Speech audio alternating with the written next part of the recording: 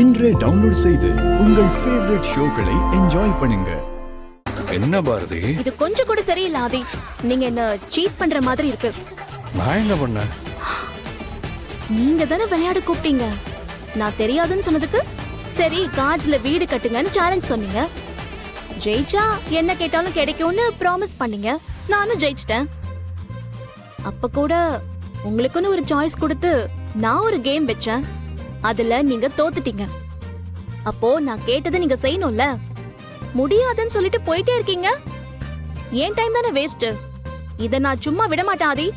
நான் கேட்ட விஷயத்த நீங்க எனக்காக பண்ணணும். பாரதி, ஜெயிச்சது வேணா நீங்களா இருக்கலாம். பட் நீங்க கேட்டதை பண்ண போறதுன்னு சொன்னது நான் தானே.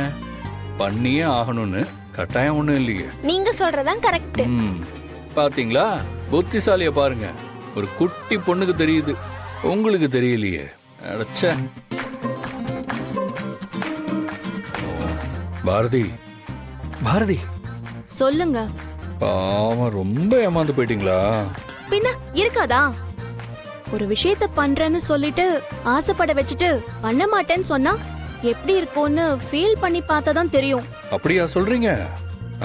அப்படின்னா அந்த மாதிரி ஒரு விஷயத்த நாம மத்தவங்களுக்கு பண்ணக்கூடாதுல்ல? என்ன சொல்றீங்க? கரெக்டா சொன்னீங்க. நிறைய பேர் அப்படிதான் ஏமாத்துறாங்க. ஓஹோ, இது நீ பார்த்த வேலையா? பாரதி, இங்க பாருங்க. நான் ஒரு சேலஞ்ச் வச்சேன். நீங்க ஜெயிச்சா கேட்டதை பண்றதா சொன்னேன். நீங்க ஜெயிச்சீங்க. நான் முடியாதுன்னு சொன்னேன். உங்களுக்கு கஷ்டமா இருந்துச்சு இல்ல? பாத்தீங்களா பாரதி, உங்களுக்கே இப்படி இருக்குன்னா இப்ப புரியுதா? அது நான் அவ நல்லா படிக்கட்டோன்னு ஒரு மோட்டிவேஷனுக்காக அப்படி சொன்னேன். அதான் தமிழ் நல்லா மார்க் வாங்கி காட்டுறதுக்காக நீங்க பண்ண ப்ராமிஸ நம்பி டூர் போற ஆசையில அம்மா நம்மளை கண்டிப்பா அனுப்புவாங்கன்னு எதிர்பார்ப்போட நல்லா படிச்சு மார்க் வாங்கியிருக்காங்க. இப்ப நீங்க போக கூடாதுன்னு சொன்னா அவங்களுக்கு எப்படி இருக்கும்?